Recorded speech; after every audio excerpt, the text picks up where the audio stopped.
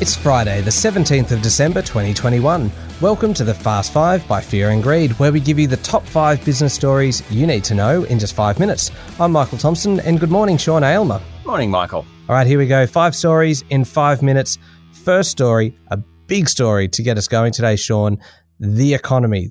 Everything happened yesterday. The federal government updated its budget, the unemployment rate fell significantly, and the Reserve Bank says it's going to start tightening monetary policy. Massive day. This is a bonus story. It's 3 in 1. Let's start with the federal government's updated budget forecasts. The budget bottom line will improve by $2.3 billion over the next 4 years. Good, but not great given everything that's happened.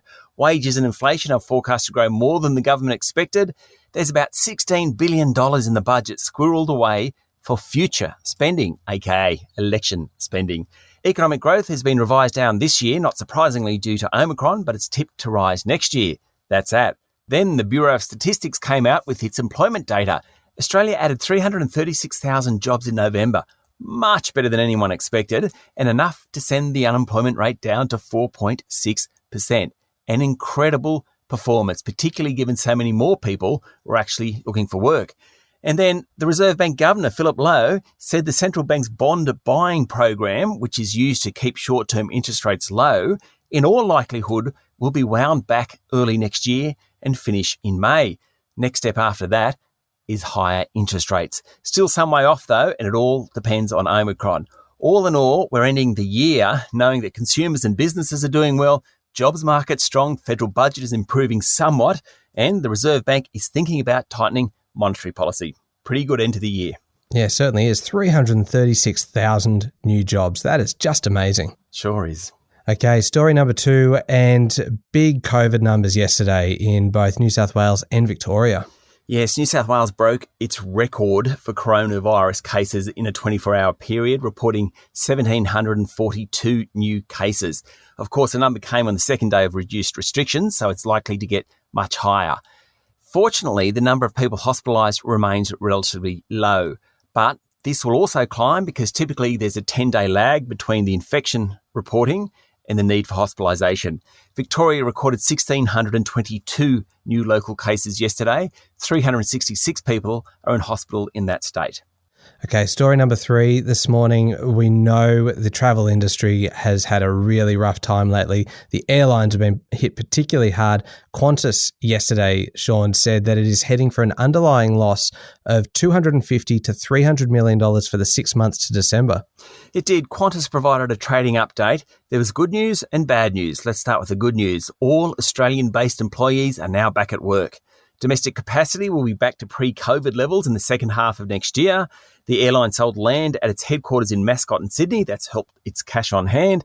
And the loyalty and freight businesses are doing really well. The not so good news, international capacity will take at least until 2023 to get back to normal levels. And the group still owes about $5.7 billion. Big numbers. Yeah, they certainly are. Okay, story number 4 today, and we've obviously had a massive housing boom in Australia. And so obviously you would assume that that means it's going to be pretty good for the banks that are lending money. One of the banks seemed to miss the boom a little bit, and shareholders aren't happy. That's right. The CEO of ANZ, Shane Elliott, a couple of months ago conceded that the bank had missed the boom, and he and the board faced shareholders yesterday. What's really irritating is just some of the processes at ANZ, and people aren't using them as a result. For example, it takes about 50 days to turn around a home loan application at ANZ. At Macquarie, it's about 10 days. That's the sort of things that are irritating customers, and as a result, they haven't been able to take advantage of the boom in home lending. Of course, the board and management have promised to do much better. They need to. Yeah, 50 days to turn around a home loan. That's not too good at all. Okay, story number 5, Sean, and I reckon this could almost be my favourite story of the week. We are going to get a little bit of American royalty down under. We sure are. Caroline Kennedy, the daughter of former President John Kennedy and Jackie Kennedy Onassis, has been nominated as the US ambassador to Australia.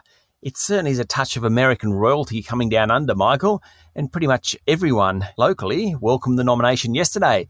Now, Ms. Kennedy was ambassador to Japan under the Obama administration. She certainly knows what she's doing, but I think it's wonderful that a Kennedy will be ambassador to Australia. Yeah, I think that's a really great story. That's it, the top 5 business stories in 5 minutes. Thank you, Sean. Thank you, Michael. It's Friday, the 17th of December, 2021. Remember to hit follow on the podcast. And if you'd like something a little bit longer, a little bit more detailed, then you can find our longer podcast called Fear and Greed on your podcast platform.